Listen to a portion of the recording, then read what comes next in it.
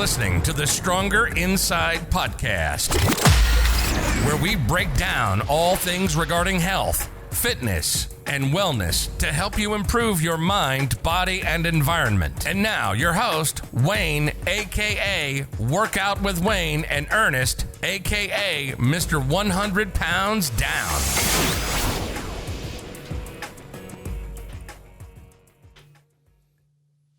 What's up, man? What's going on with you?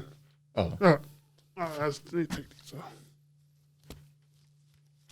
off. Almost forgot to take the mask off. Yeah, man, that's better. There we go.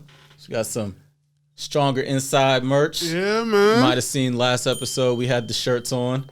Got our Stronger shirt, and then we also have some logo tees. Yeah, buddy. And then also the mask. So we'll leave a link down there for the store to check it out and support us. And all those insiders out there that can show who their favorite podcast is the streets. In these streets. Yeah, buddy, I can't wait for my stuff to show up. I'm excited. Rock some new gear. There we go. Yeah, there man. we go. Yeah, so episode 24. 24. Mamba episode. Yes, sir. Yeah. We're going to get right into it. So today we're going to close out that macronutrient trilogy. We're going to talk about protein, lean, mean protein. All right? Yep.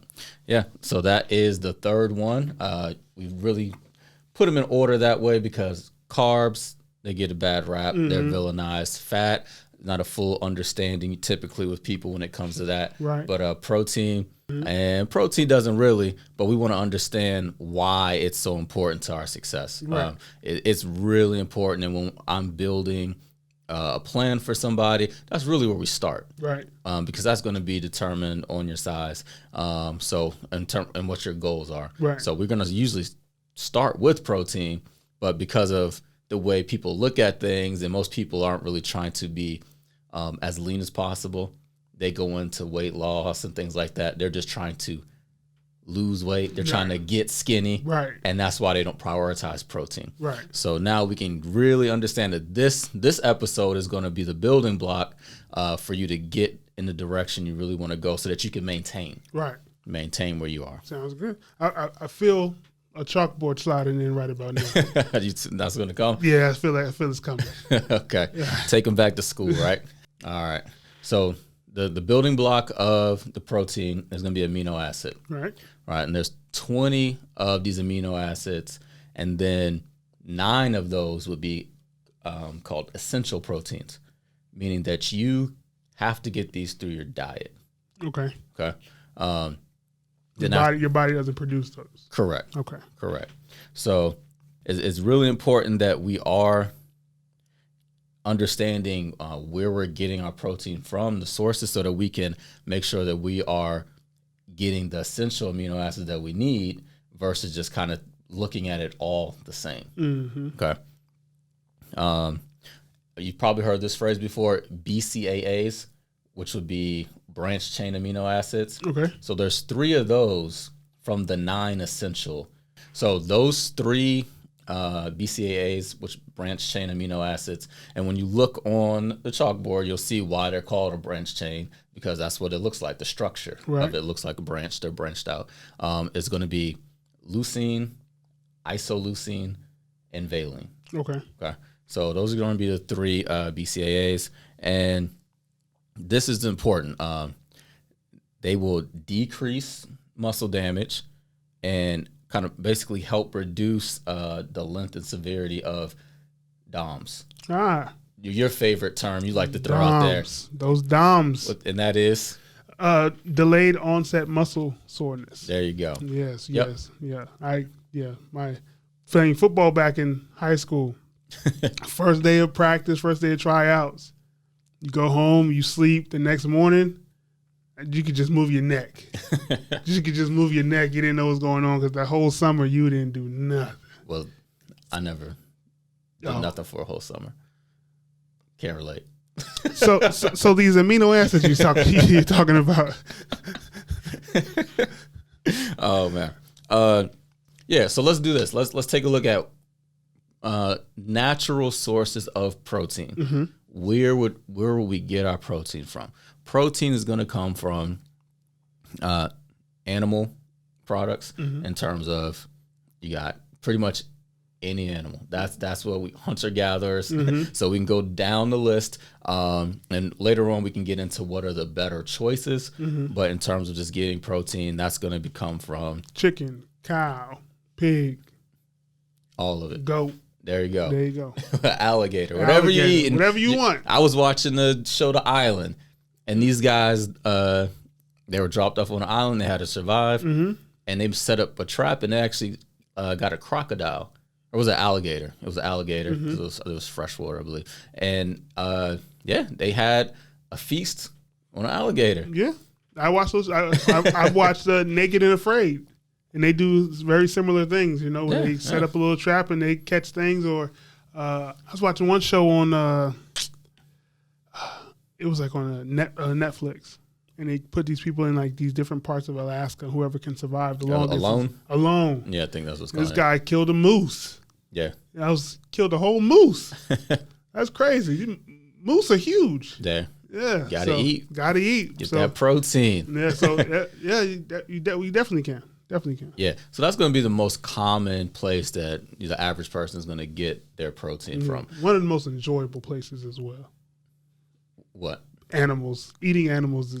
It's enjoyable? They taste good. Okay, they taste good. Yeah. Okay. Of all the different ways you can get your protein, I feel like, these animal sources probably the most flavorful, in my opinion. Yeah, fair. Yeah. So, and then we got, of course, all types of seafood. These are going to be your typical animal protein sources. And then after that, we're going to look at, you're going to get protein from other foods, but we're not going to confuse that as a protein source. Absolutely. So, you might eat peanut butter and it has protein in it, but how much protein compared to fat? It's going to have more fat. So I'm going to call peanut butter a fat source. Right. Okay. So other stuff does have protein in it, but it's not going to be the most. Right. The highest amount of grams per macronutrient. Right. So, there's people who are vegan, vegetarians, and it's like, okay, well, chickpeas are a great source of protein. Yes, they have a nice amount of protein in there, but the highest amount of grams per macronutrient is going to be carbohydrate. Right. There's more carbs in it than protein. Right. To say it a little bit simpler. So that's why I'm going to call chickpeas a carb source. And you're going to simplify it that way. So let's do this. When we hear protein, we think of animal protein. Yep. Think of meat. And then what's the next thing you think of? Next thing I think of is like shakes. Yeah, protein shakes, supplements. Exactly. So it'll be a supplement. And that's kind of where people start to think, and we'll go down the most common supplements, right? So typically, what I use, and if you don't have a huge issue with lactose, is going to be whey protein. Whey protein is the fastest absorbed protein, and that's why you see it is so popular. And that's why you go, if you have a gym with one of the shops that sells things, they're asking you, hey, you want whey protein afterwards so that your body can recover. Right. So like we said, the BCAAs are within that, and that's going to help you recover. It's going to help repair that muscle damage. So that's really important right there, right? So then you have whey protein. Then you have casein protein, which is a little bit different. Casein is also found in milk, but it's a little bit slower absorption. Okay. I've seen people, try to use different, I use whey right after the workout, I use casein at night. It's like, it's not really necessary. It's kind of getting into the bodybuilder world of things. But that's another source right there. Then you have egg protein. Okay. So that's okay. You're still going to get enough protein with that. You're not going to have the yolks in there, so as much fat. So egg whites. Yeah, similar. Yeah, pretty much. Yep. Okay. Yep. There you go. So egg protein is a supplement. Correct. Oh, okay. Yeah, I'm not talking about egg white. Not just egg. Okay, you're not talking about protein in eggs. Yeah. Gotcha. Okay. Yep. I never heard of. Is it you like mix it, or how do you consume? Same way. I mean, it's a powder. It's a powder. Yeah, like we're talking about a supplement. Okay. Yeah, so it comes from different sources. So then you like same way you have like pea protein. So those things you want to look. PEA. Correct. Come on, man. Some jellyfish things out here. I didn't know what you're talking about. Man. You're watching too many survival shows. All right. Pea protein. Yeah, and then you have like hemp and brown rice and a lot of those other things. Once you start getting to those routes, you're not going to have what we call complete proteins. Mm-hmm. So if you really want the complete protein, then you're going to really have to stick with either the whey, casein. So supplements are that. They are just supplements. They are not necessary. You don't have to use them. Now, depending on your diet, your lifestyle, you might have to. Like we've talked on previous episodes, you can't just remove whole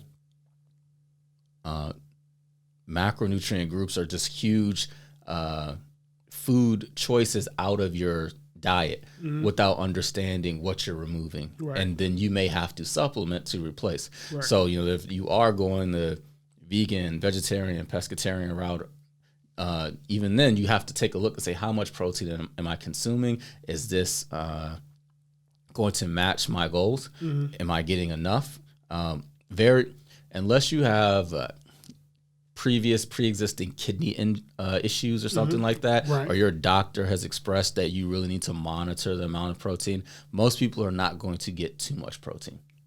That's just not really the case. So that's not something you need to worry about unless that is a actual medical issue. Okay. Yeah. But other than that, that's where people fall short. Again, I look at food logs all the time. I help people construct proper meals so that they can hit the goals that I give them, so that they can change the body composition that they want. Right. Right. Protein, for the most part, the majority of people come in and the protein is not high enough. And I'm not talking about bodybuilder high levels of protein, because I'm not training bodybuilders. I'm not asking you to get, 1 gram per pound of body weight. Right. That was for me. I'm 215 right now. For 250, like that would be a hard ask for somebody who works out 2-3 times a week and just wants to reduce their body fat. Right. So I make sure that we're in the right place, and even then they're like, wow, this is tough. How do I get there? And then we have to go and find some different routes to get there. Right. And that's something that you experienced, right? Absolutely. Yeah, I was, like you said, coming way short on my protein. So I think you have me right now at about 190 grams of protein a day. And by just eating meat and the different things that have protein in them, it's hard to get to that number without a shake, a protein shake, maybe even 2, without a protein shake, maybe even 2. And so I think it's good. It's necessary to supplement. They come in handy, because I was always someone who didn't eat a lot, like we talked about before, but I was eating the wrong things. Yeah. And so by getting to a point where I was cleaning up my diet and eating healthier foods, it got to a point where I'm eating a lot, man. I'm eating 3-4 times a day. I'm eating snacks. Yeah. But you still 500 calories short on your day, and you're not hitting your protein goal. And without hitting that goal, you're going to be reducing body fat and muscle. Yeah. And that's what we want to avoid. Mm-hmm. And so once we got there, then it became a conversation of, all right, well, what do I need to do to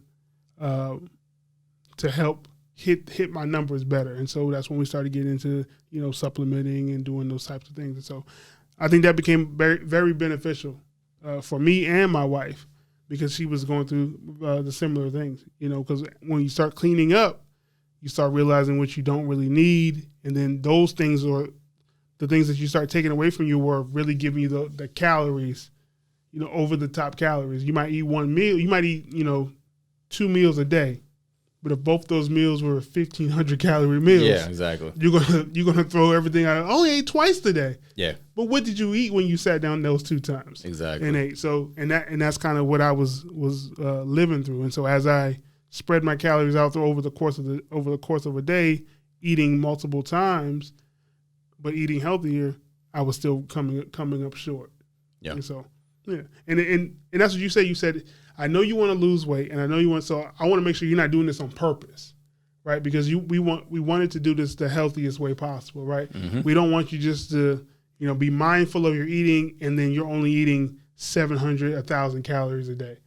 That's not what you want. That's not what you wanted from me, and that wasn't our intention either.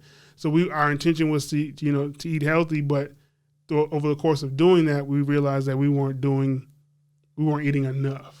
Yeah. Right, and so that is why we began to supplement to try to hit our numbers better and more consistent. And really, what it was just coaching you to where coaching you to where you can get to this point now to where it is more intuitive. It's basically just giving you a new way of doing things. Mm-hmm. 'Cause you had to realize that I'm not getting enough of this protein. I'm getting way too much of these carbohydrates. The fat wasn't really an issue. It was more so maybe the sources. Mm-hmm. And then just cleaning it up right there. And that's really what it is. So that's something that, you're one of my clients as well, but the majority of my other clients, people that I'm coaching, it's helping them understand and get to that. And then once the results start happening, then you're like, oh, I'll stick with it. Right. Right. And that's the thing. You got to give it a shot, and you got to do it for not 1 week, 2 weeks, 3 weeks, 4 weeks.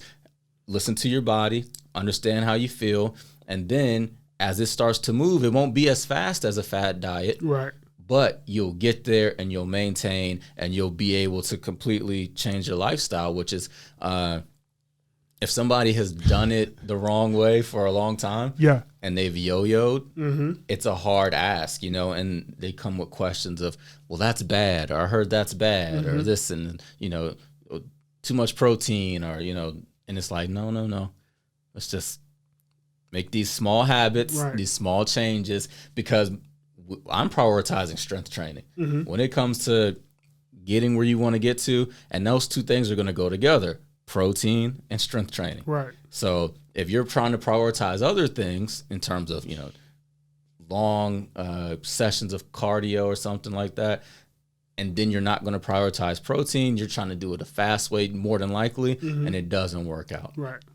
Yeah. So let's do this. In terms of percentage of your diet when it comes to protein, it's going to be based on your goal. Mm-hmm.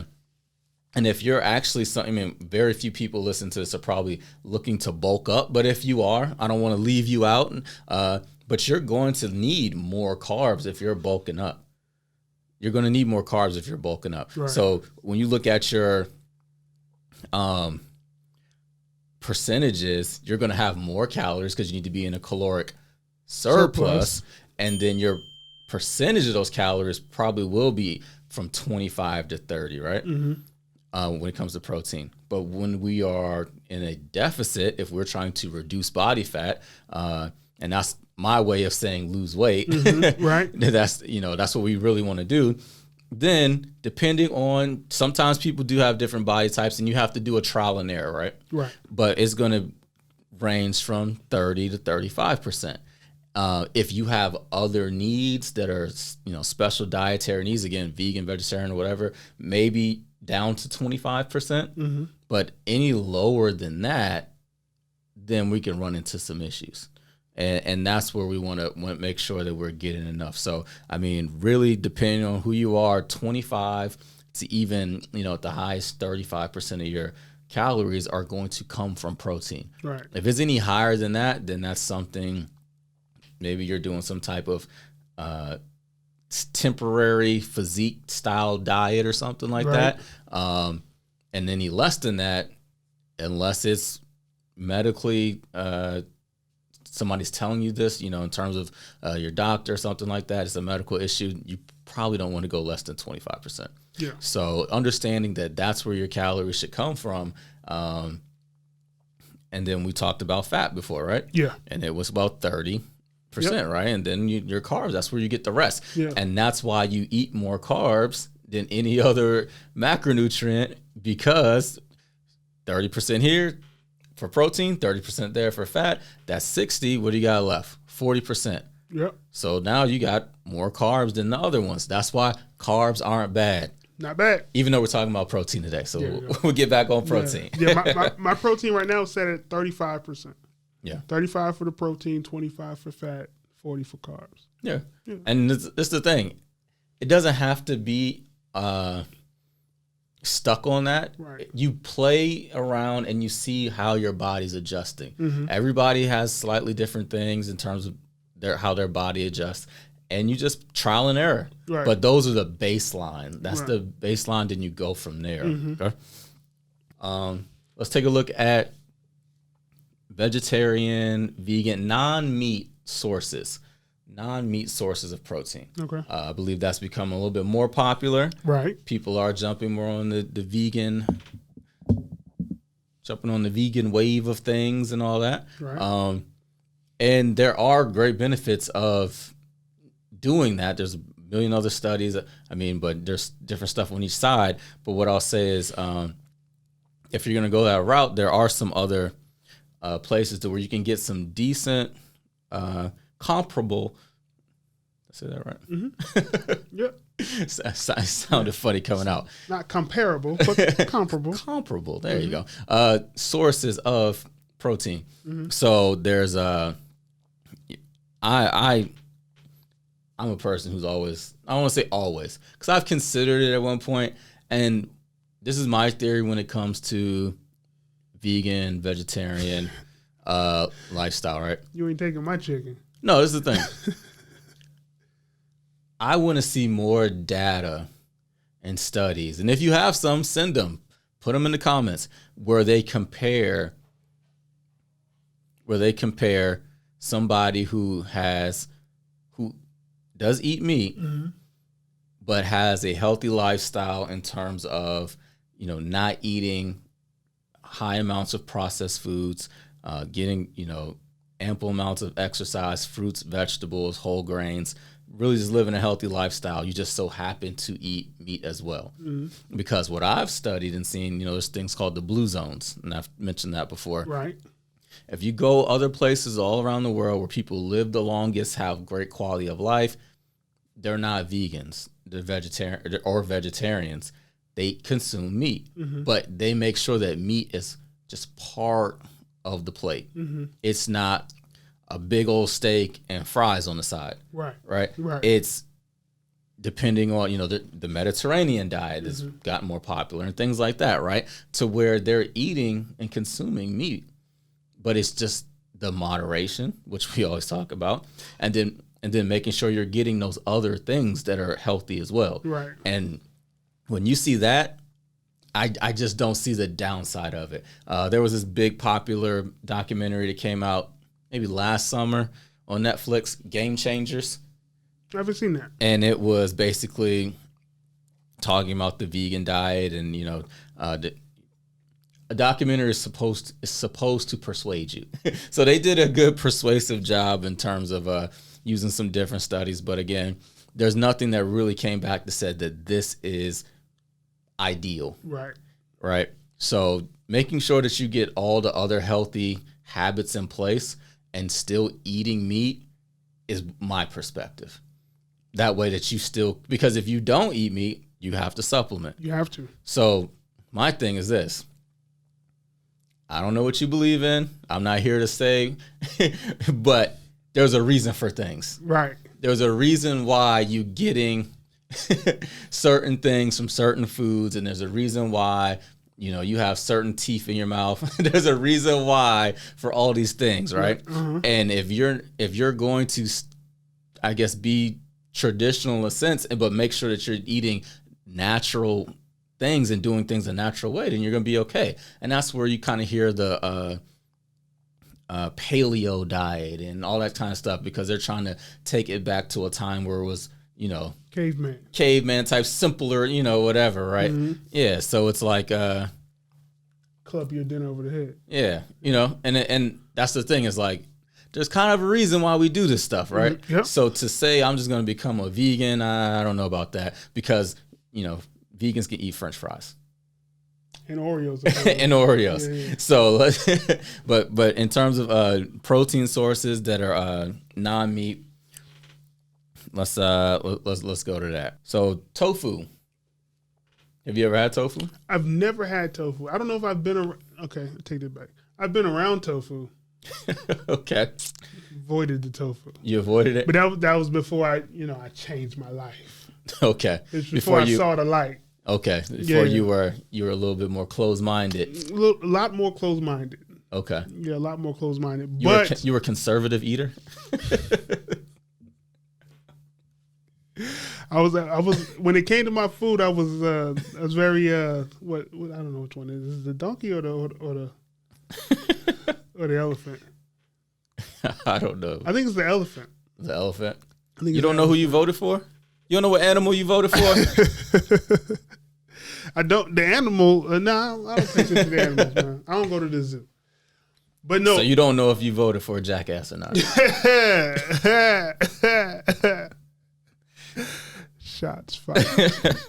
No, so here's the thing. Here's the thing. So I haven't been around tofu since I've been haven't been around tofu since I've been in the mindset where I would probably try it. Yeah. But yeah, so to answer your question, no, I haven't tried it. Okay. That's a long no. That was a very long no. It was a little defensive. Yeah. You didn't want to be judged for not trying tofu. I mean, the insiders wouldn't judge me for something that small. Nah, never. Nah. It's a safe space. Why is that funny? Because I know you. That's why it's funny. Oh, man. But tofu, made from soy. Mm-hmm. Again, you can get conflicting studies when it comes to soy products. Make the best decision for yourself.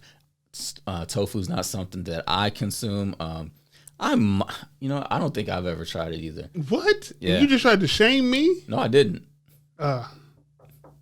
So you ain't never had no tofu. You tried to shame me in front of these people. I did not try to shame you. I just wanted you to spit it out. You were getting long winded with I feel like if I ate tofu, I would probably spit it out. but that's neither here nor there. Oh man. So soy, you say? So tofu, from a serving size, I want to say around 3 ounces. You can get about 11 grams of protein.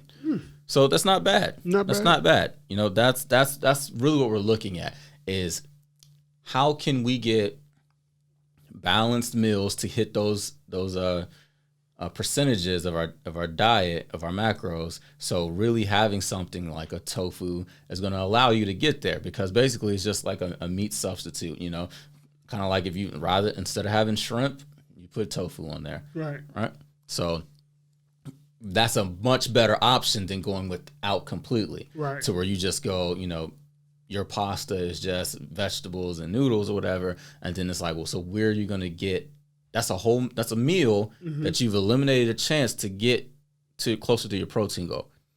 Would you consider tofu a processed food? Well, it's coagulated soy milk. So just like anything, I would assume you can have a more natural form of it, or you can have a more processed form of it. But it would be better than tofu will be a better substitute than the Beyond Meats and those types of things. That's what I'm saying. They're not really, they're processed, but are they a good source of protein? Well, that's what I'm saying. In terms of that processed stuff, I want to eliminate that. Gotcha. Okay. I don't care if it's vegan. I don't care if it's whatever it is. If it's processed, if I turn the back of the package around and it's saying it has 37 ingredients, I'm going to stay away from it. Right. Even if it has 20 grams of protein in it, but it has all this other stuff in it that I don't really need or want in my body. Correct. Let's go with something. Exactly. You see that a lot because you can make a black bean burger or something like that with real ingredients. And 5-6 ingredients or whatever it takes. You don't need that much, but again, it's processed because it needs to last and it's quick and convenient. And there's don't tell me that a steak is worse than a Morningstar brand black bean burger with 37 ingredients in it that you can't pronounce. It's like, we got the farm or Dexter's Laboratory. What are you putting in your body? Right. Down on the farm. All right.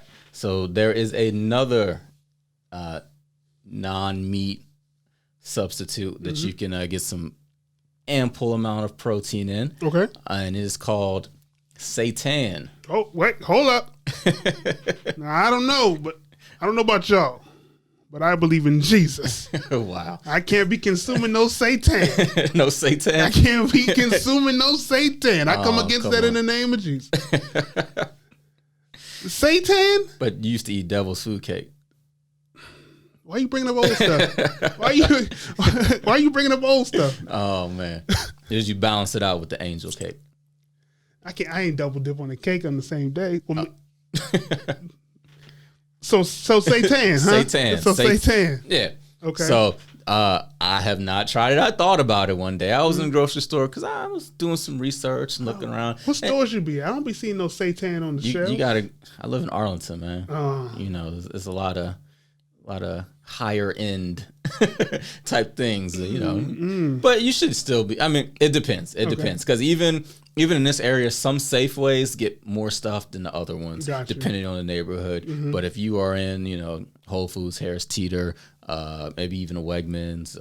Bet y'all ain't got no Jolly Rancher soda in y'all stores. Jolly Rancher soda, probably not. Yeah. But go ahead, carry on. Or Wrap Snacks with Quavo on the front. I've never seen those up here either.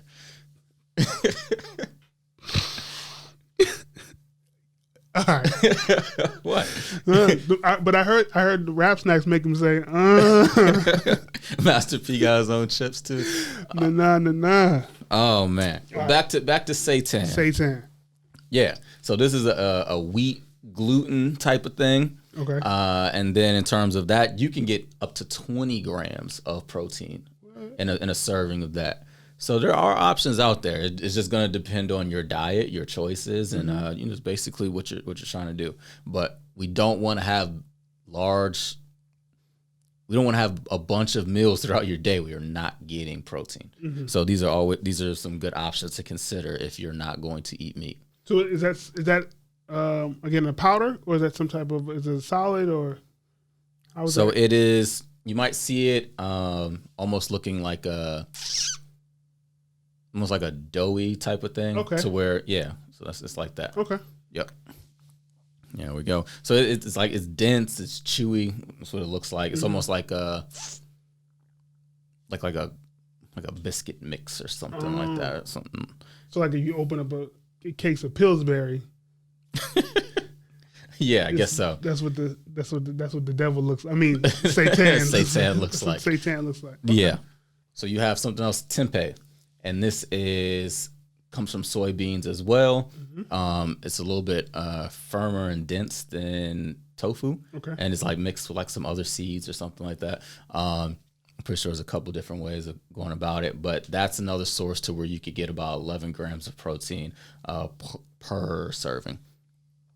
So these things are there. Something to consider. Just make sure that you're looking at what you're putting in your body if you're not going to consume animals. I'm gonna keep eating my chicken and that beef, but the lean beef. Make sure it's my 93.7, maybe the 90.10. Yeah, stay around that range. So let's take a look at this. Let's look at good sources of protein. Right. We don't want to just eat any old protein. Right. We don't want to eat pig's feet. Don't want to eat pig feet. We don't want to eat ribs, and we're talking about consistently. So those are some good sources, like I said, non-meat sources. And then when it comes to kind of making up the difference in your diet, you can pick certain sources that have more protein in them. So there's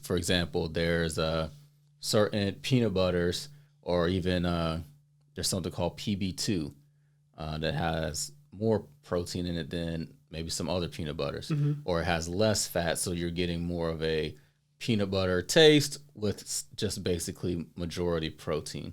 So, what? You said PB2, and I was thinking of TP2. What is that? 12 play. Wow. Kels. Sorry. PB2. But you just want to look at, and this is what you're seeing. You're seeing people being you're seeing more companies try to market protein to you on the front, but you have to do your due diligence. Right. Due diligence and look on the back. Right. I mean, we're seeing things as simple as pepperoni and cheese sticks being, hey, get this protein pack. Like, right.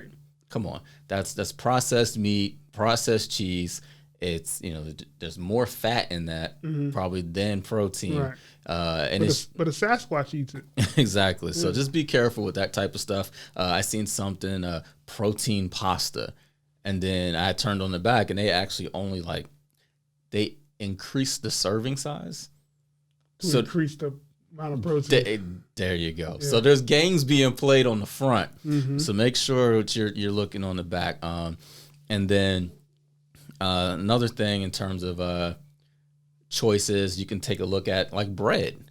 So I always push to, look at whole grain bread and things like that. A great bread is Ezekiel bread. Okay.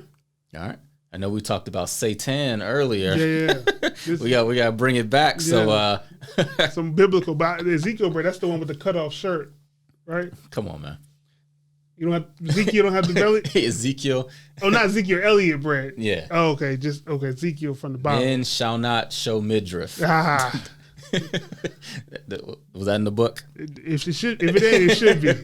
It should be. Actually, this is from the book, the good book, Ezekiel chapter 4, verse 9.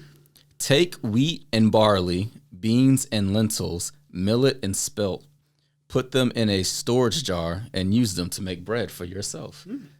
And that is pretty much the recipe for Ezekiel bread, which is one you can look in a lot of bodybuilder style diets. It's highly recommended. It's healthy. It has a high amount of protein. And then you're getting a lot of whole grains and stuff in there. So Ezekiel bread is always cool. That's something to take a look at. See if you like it. Give it a try. Right. I've never tried it, but I know my sisters have had Ezekiel bread, and I think they consume it on a semi-regular basis. Okay. One of my sisters is a pescatarian, so another source of protein for her. She eats the seafood and scallops and shrimp and salmon and things like that. But she supplements with Ezekiel bread as well as other things too. So yep. You just gotta kind of think of it as kind of getting a bunch of loose change together so that you can make $1. Right. Especially if you're going to be somebody who's not going to eat a certain amount of animal products. Right. Yep. No red meat, no chicken, none of that stuff for her. There we go. So protein is important for weight loss, and that's what I want to get to. That's something that it gets kind of pushed to the side in the priority of things when people are looking to lose weight. Right. But it's right up there. So understanding that getting enough protein in your diet, one, is going to keep you and prevent you from having a lot of hunger. It actually suppresses a hunger hormone called ghrelin. So you want to get majority of that. Okay. Like you want to get enough protein. If you're not, and you're getting low levels of protein, and then you're making up for things in carbohydrates, one, you're not going to burn it off. Two, if you're not eating the proper sources, guess what's going to happen? You're going to go through that spike. Right. And you're not satiated, because if you eat something quick, it's going to come back down. You're going to do that. Next thing you know, you've had 400 grams of carbs in a day. Right. And it's like, whoa, I was hungry, So for us to really take a look at our diet and make sure that protein's there, because if we're going to weight train, we're going to build muscle.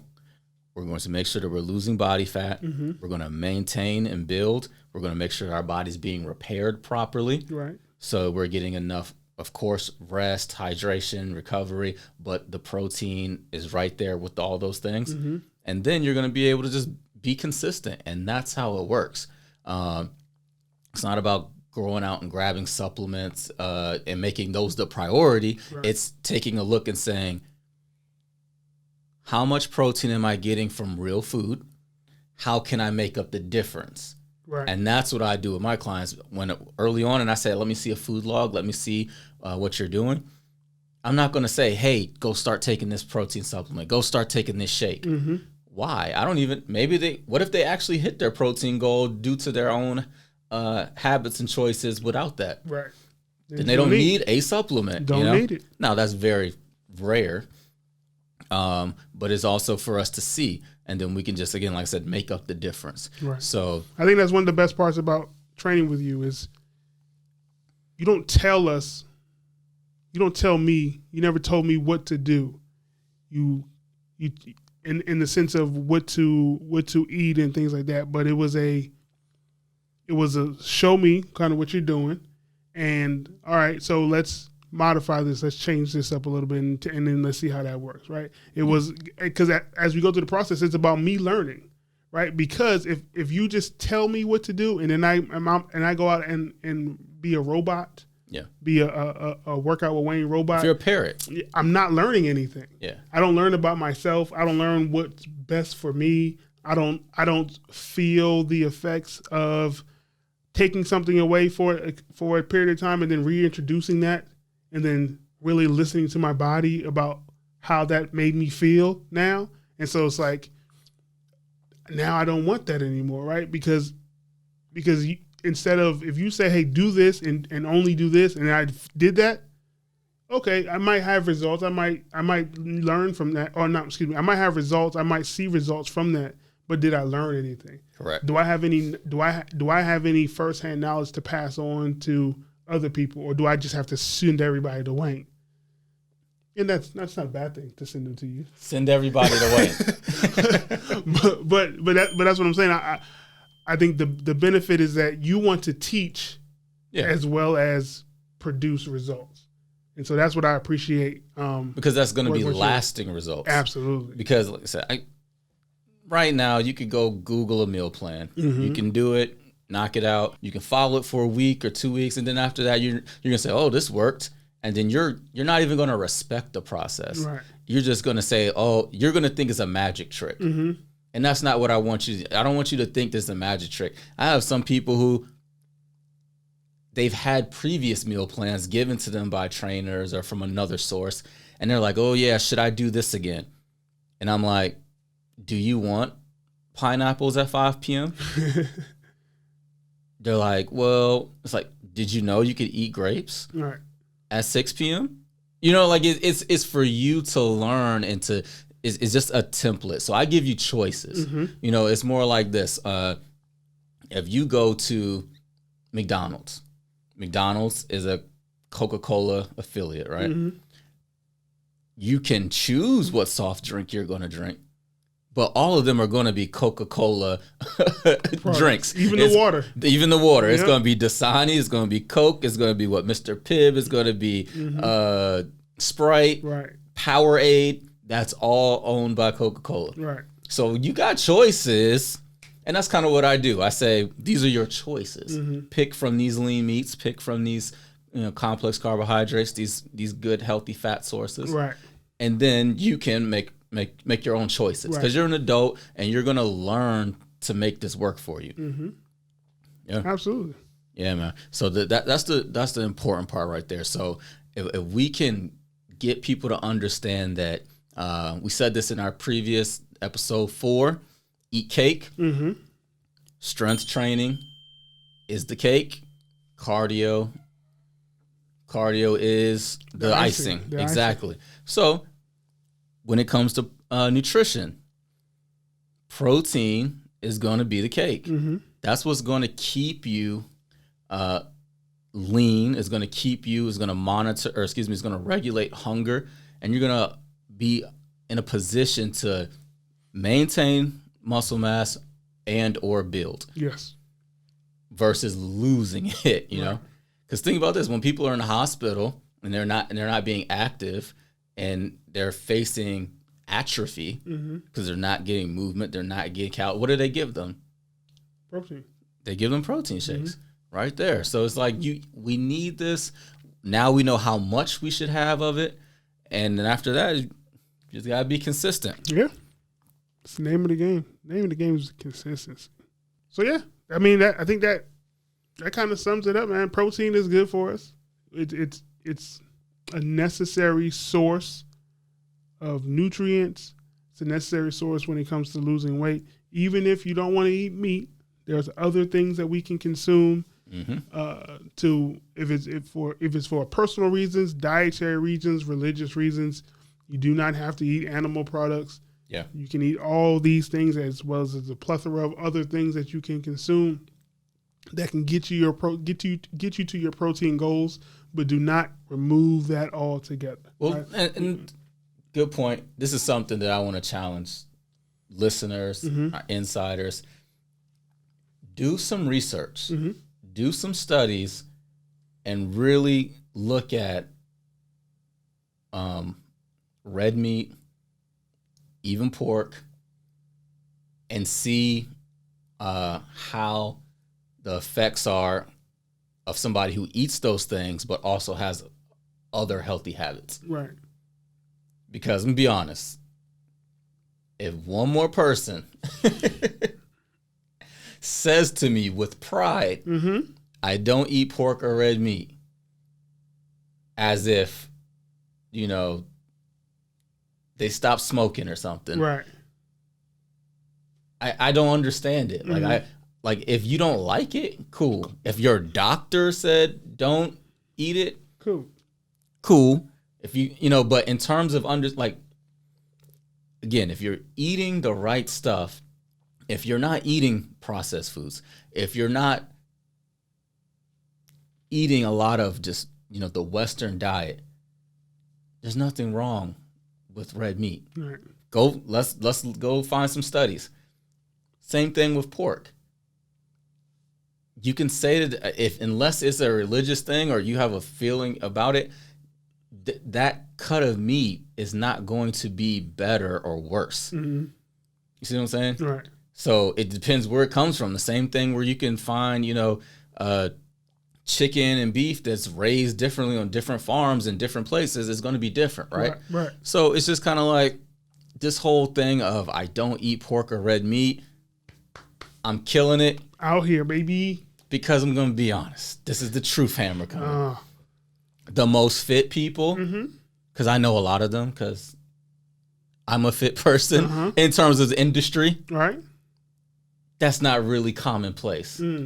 There's not really a person, there's not many people who are in the fitness industry or just in fit circles that constantly walk around saying, I don't eat red meat or pork. Right.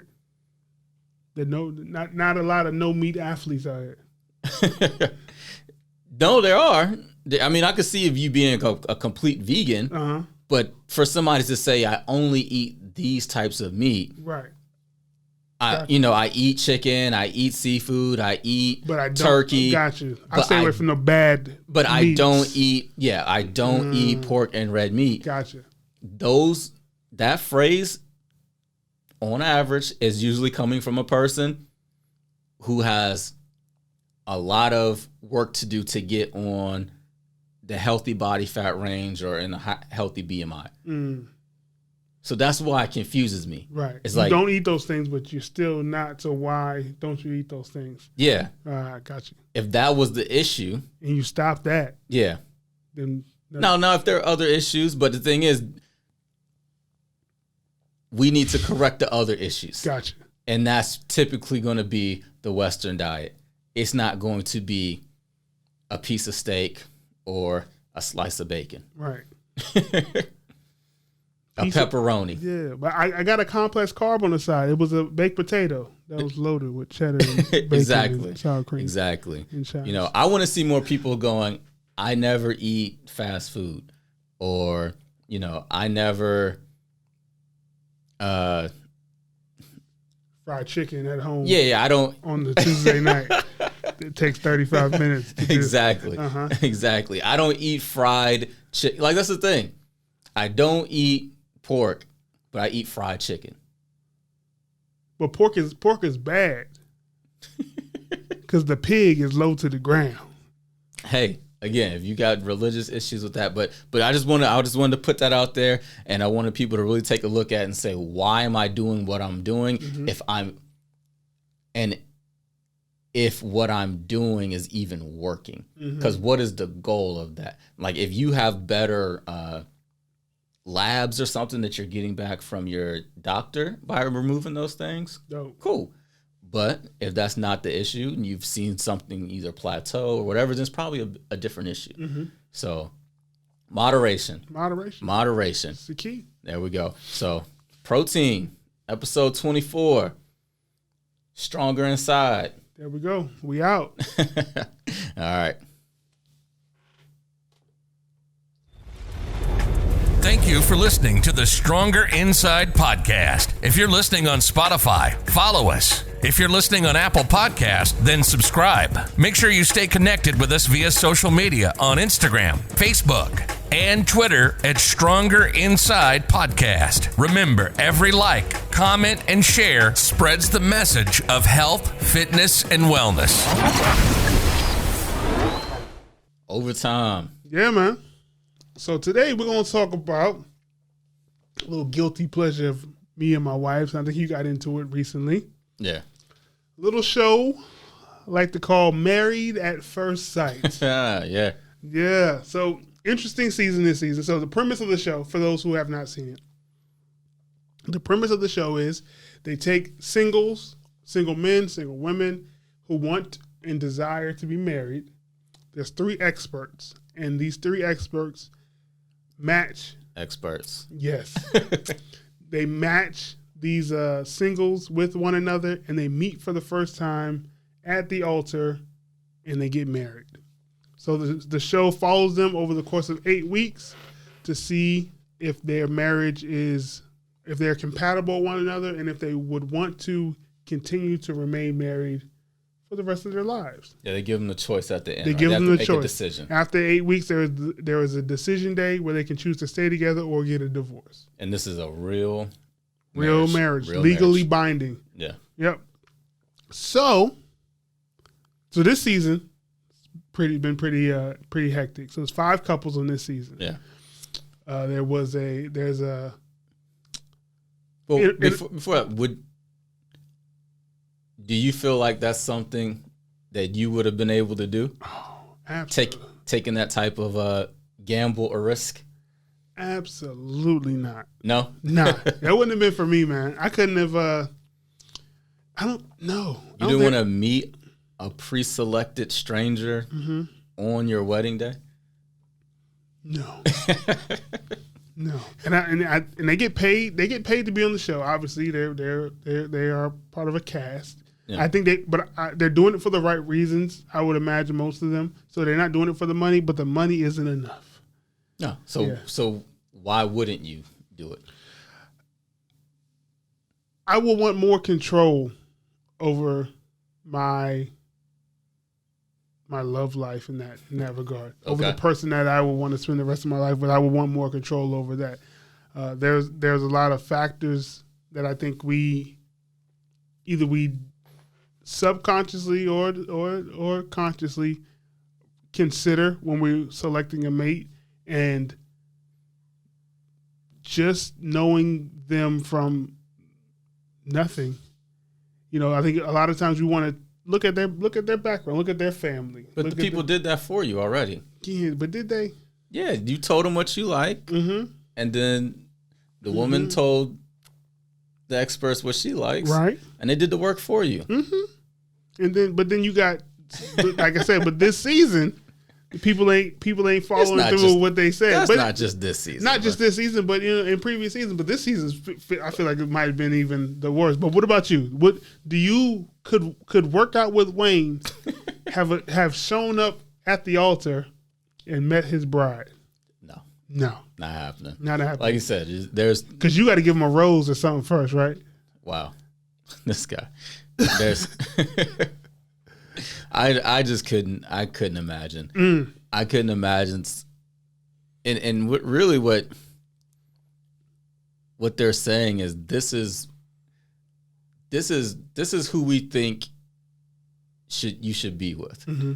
And it's not always even just a compatibility standpoint, but it's just like, this is who we think. I mean, really, they're pairing people up. So they're saying this is your level of person, Mm-hmm. you know, so that you guys can be matched and move on. Right.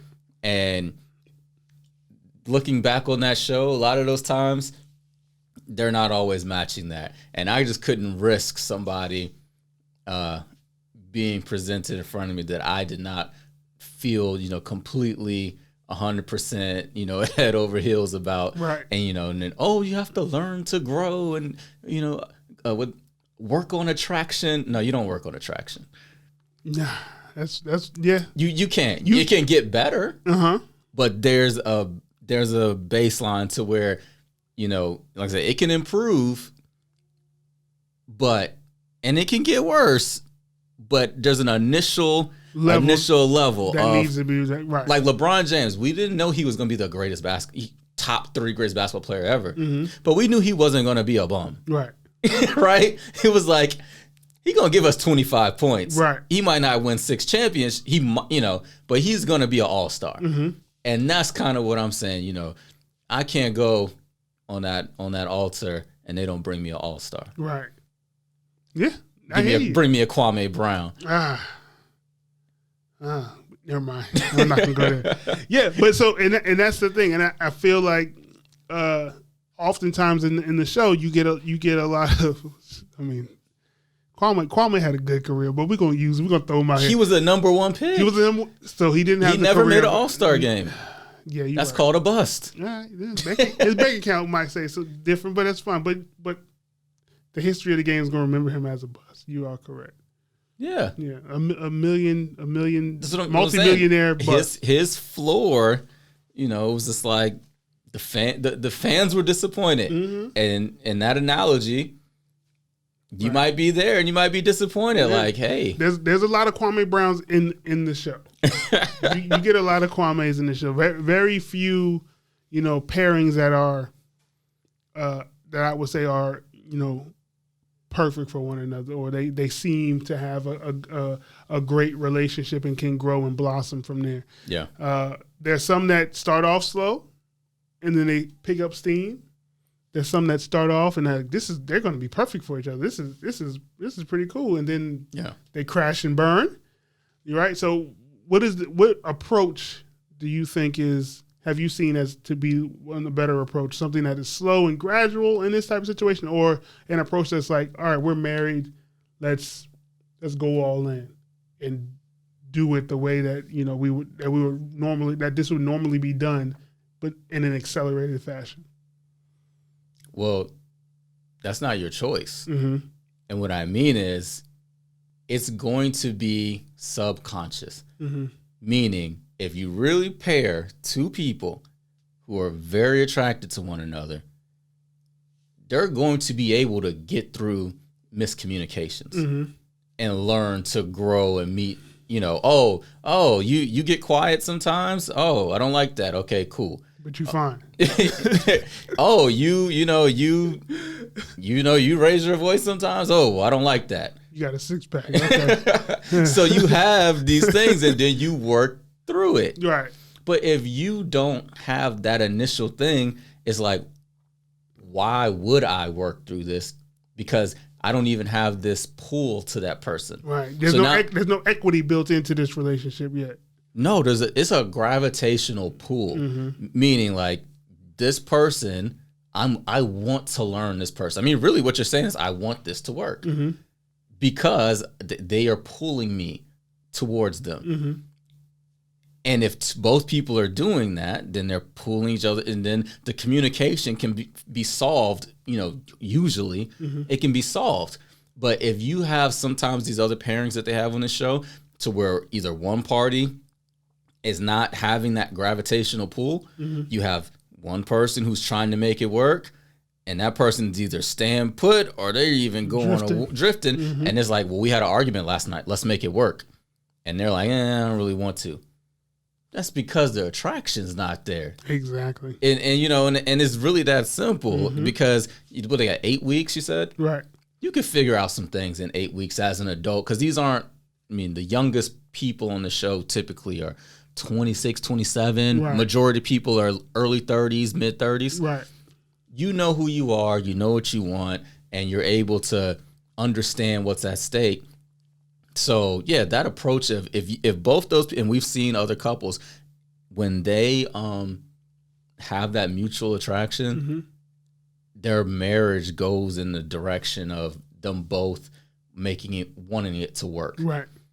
Right. So on this season there's a couple, Jacob and Haley, right? And so they had they were moving along. It's kind of slow. He's a little bit eccentric in his lifestyle. He loves the 80s, right? So he kind of stuck in that decade. But they were moving along a little bit slower, and then I would say kind of out of nowhere from an audience perspective, we learned that they consummated their marriage. Yeah. Right. Soon after they consummated their marriage, there was an argument, perhaps a miscommunication, perhaps she lied. Who knows where the truth lies in that?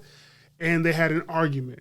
So from that, she took that argument and she says now that, she doesn't know if she can get over it, because that hurt her, that he called her a liar, or that, Even that he would lied. argue. Right.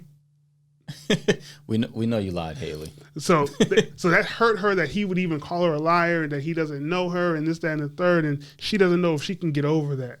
Yeah. And what I heard was, well, the sex was kind of trash, and I'm not really that attracted to you. That's what you heard? Oh, wow. Because again, if I said you did this to me, and when you said you were going for a girls' night, when I went down there, it was you and all the other couples. So it felt like you just didn't want me around. So I feel like you lied about that. And perhaps I even talked to other people and they said that, we were all meeting up. Well, I don't know why she told you that. Then me calling you a liar is not me. So, but here's the thing. So the fact that you think that is such a big thing, that even though I came back and apologized, okay, I apologize for calling you a liar. Maybe there was miscommunication. Yeah. Let's go ahead and move forward, blah, blah, blah. Yeah. I can't get over it. Yeah. You're not really that into me. So again, if the attraction was there, the communication was there, we can get over it. And I wouldn't even say, who knows how that consummation went. Is that the word? We're gonna go with it. Okay. But we have to take into account who she is. Would they say her friend said she hadn't had a second date in like 7 years or something? I mean, she was a person who hadn't had a serious relationship in like 7 years. 7 years. And her parents and everybody said, she likes to be by herself and all this stuff. Cool. But the attraction for the guy possibly wasn't truly there. And also who she is, kind of when you've been alone that long, is harder to break through. Right. And you combine those two things of, I kind of like you, I really like myself, or I'm really comfortable being by myself, it's not going to work. And so it's not even, I wouldn't even put it so much on the guy, because this is the thing, she knows who he is. She's not even trying. Right. The stuff that, it's like, clearly the guy likes this stuff. Are you going to change him? Like, are you going to change his core personality and his hobbies? The answer is going to be no. Right. So if you don't like them, then it's over. Right. And that's kind of what early on, it's kind of what it looks like, because there has to be an acceptance. Okay, this guy likes 80s stuff, but I also want a husband. And not just any husband. Like, he seems like a really nice guy. He had a nice house. Nice he was. house. I seen some other stuff. Like, he's an engineer, I believe, or he was IT and really fit guy and stuff, to where he knew certain stuff. It was just like, this is who he is. There's a little quirk about him. Yeah, he's a small quirk, because guess what? She got some quirks about her that he's not complaining about. He's complaining about major things like lying. Other than that, he's kind of accepted her for who she is. Right. So that's an interesting one. But yeah, that show, it's all about the initial. You can pretty much call them from the jump, from the wedding. Very few of them you can't. Right. At least I feel like I can. Yeah.